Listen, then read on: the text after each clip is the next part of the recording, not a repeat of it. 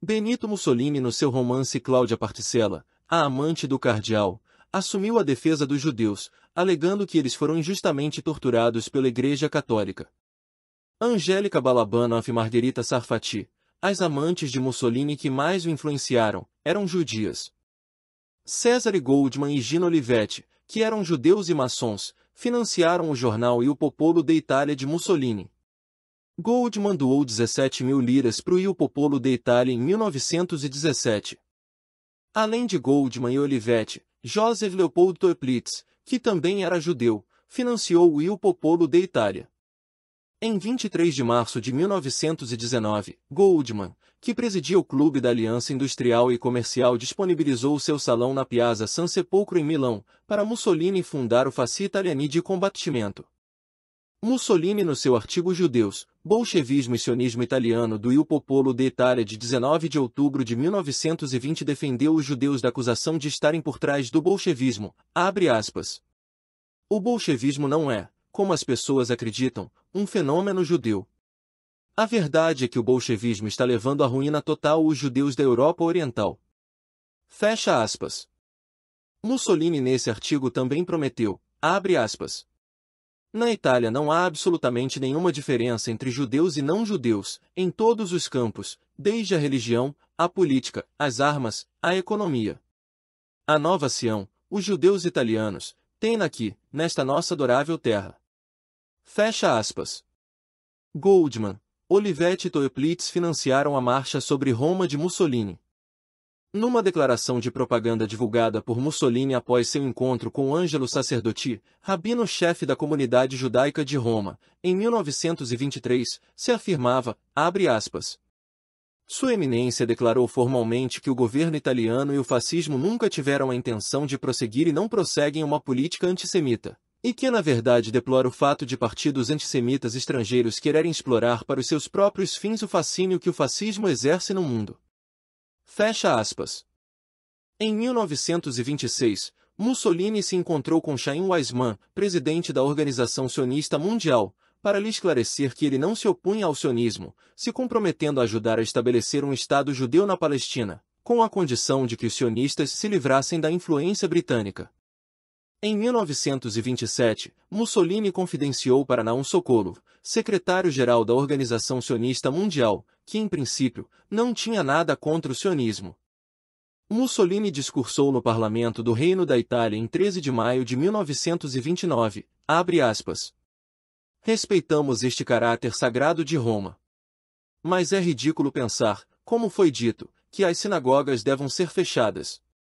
Os judeus estão em Roma desde a época dos reis, talvez tenham fornecido roupas após o estupro de mulheres sabinas, eram 50.000 no tempo de Augusto e pediram para chorar pelo corpo de Júlio César. Eles permanecerão imperturbados, assim como aqueles que acreditam em outra religião permanecerão imperturbados. Fecha aspas. Mussolini encarregou Nicola Concilio, diretor-geral de Assuntos Criminais e Religiosos do Ministério da Justiça e Assuntos de Culto, de elaborar uma lei regularizando o Estatuto da Comunidade Judaica na Itália.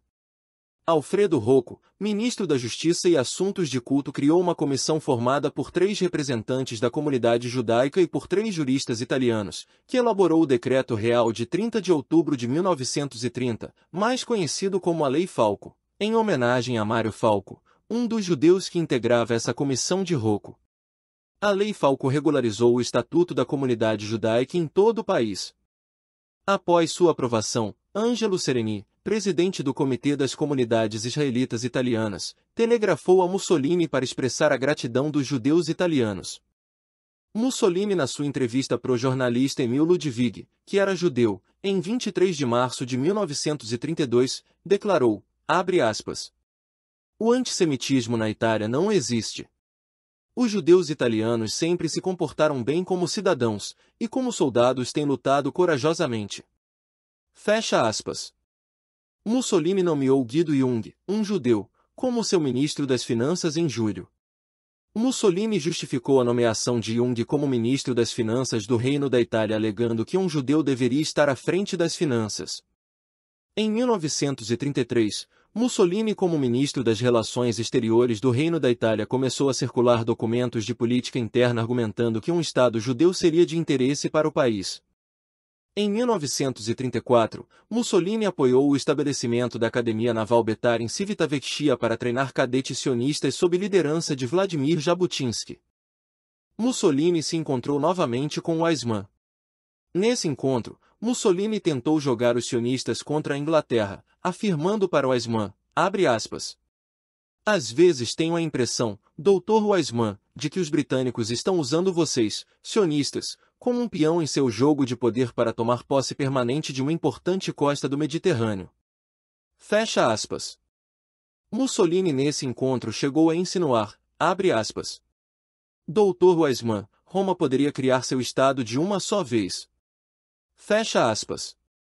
Weizmann perguntou para Mussolini, abre aspas, sério? Pelo que me lembro, Roma destruiu nosso Estado de uma só vez. Fecha aspas. Mussolini então lhe perguntou, abre aspas, uma xícara de chá? Fecha aspas. Então Mussolini apertou um botão para chamar a empregada para lhe servir chá, depois, prosseguiu, abre aspas. Voltando ao assunto, para que vocês, sionistas, retornem à Palestina, vocês devem criar um Estado judeu. Eu já falei com os árabes. Acredito que um acordo pode ser alcançado. A única dificuldade que pode surgir é a questão de Jerusalém. Os árabes dizem que os judeus devem ter sua capital em Tel Aviv. Fecha aspas. Em 1935, Mussolini comentou com o rabino-chefe da comunidade judaica de Roma, abre aspas, as condições necessárias para o êxito do movimento sionista dependem da criação de um Estado judeu, de içar uma bandeira e deter uma língua. Há uma pessoa que conhece isto muito bem, é o cidadão fascista Jabotinsky. Fecha aspas. Mussolini publicou a nota número 14 da Informazione Diplomatica em 16 de fevereiro de 1938, onde se defendia que a solução para a questão judaica seria a formação de um Estado judeu. Pietro Tresso observou, abre aspas, 14 dos senadores nomeados por Mussolini eram judeus. Sob o fascismo havia 203 professores judeus nas universidades italianas. Todos eles juraram lealdade ao regime. Federico Cameio, um judeu, lançou as bases legais para a reconciliação com o Vaticano. Guido Jung, um judeu, foi membro do governo de Mussolini como ministro das Finanças. Os únicos dois biógrafos a quem o Duce concedeu uma cooperação foram a judia italiana Margherita Sarfatti e o judeu alemão Emil Ludwig. Um fascista italiano publicou recentemente um livro sobre o desenvolvimento econômico da Itália após a unificação do país, a história de uma nação proletária do judeu Hans Frankel. A Confederação Geral de Indústria, que na época da marcha sobre Roma tinha os judeus Olivetti como presidentes, deu a Mussolini cerca de 20 milhões de liras. Fecha aspas. Mussolini confidenciou para o jornalista Bruno Spampanato em dezembro de 1943 que lamentava pelo Manifesto dos Cientistas Racistas de 14 de julho de 1938, abre aspas. O manifesto racial poderia ter sido evitado. Foi a abstrusão científica de alguns professores e jornalistas, um ensaio alemão meticuloso mal traduzido para o italiano. Está longe do que eu disse, escrevi e assinei sobre o assunto. Sugiro que consulte as edições antigas do Il Popolo de Itália. Por esse motivo, estou longe de aceitar o mito de Rosenberg. Fecha aspas. Adolf Hitler enviou o médico Georg Zachariai em outubro de 1943 para cuidar da saúde de Mussolini na República Social Italiana. Mussolini confidenciou para Zachariai, abre aspas. Eu não sou antissemita e reconheço que os cientistas e técnicos judeus deram ao mundo uma individualidade excepcional, mas considero necessário tentar limitar a influência judaica decisiva e a predominância dos judeus em todos os campos da produção e do capital, reduzindo-a à participação igualitária que corresponda proporcionalmente à sua importância numérica. Não posso aprovar a forma como o problema judaico foi resolvido na Alemanha, devido aos métodos adotados que não são conciliáveis com a vida livre do mundo civilizado e são prejudiciais à honra alemã, mas, no entanto, devo reconhecer que alguns incidentes foram provocados pelos judeus, certamente não de forma a justificar a violência nazista. Fecha aspas. No artigo 14 da ata algumas ideias sobre a futura estrutura política e social do povo italiano do Conselho de Ministros da República Social Italiana de 16 de dezembro se determinava, abre aspas, o povo italiano considera abolida toda a questão racial e, no que diz respeito aos semitas, apoiará, no campo internacional, a oportunidade de uma solução definitiva com a criação do Estado judeu. Com as guerras de conquista, com as invasões, com as dominações mais ou menos longas a que todos os povos foram submetidos na história, produziram-se misturas que hoje uma discriminação já não poderia definir a homogeneidade racial. Por outro lado, não é exagero dizer que a raça humana, embora tenha diferentes aspectos de cor e forma, diferentes hábitos e costumes dependendo das latitudes e da sua localização, é uma só.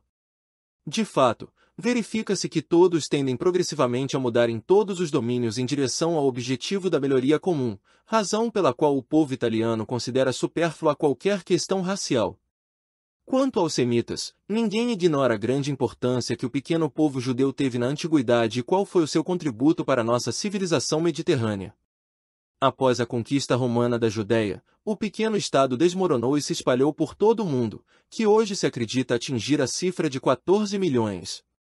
A partir de então, perseguições de todo tipo foram sofridas ao longo dos séculos e por isso considera-se necessário devolver-lhes a possibilidade de criarem o seu próprio Estado com as suas representações diplomáticas em todos os países, para que se forme também para eles uma pátria, ponto de apoio indispensável à sua existência.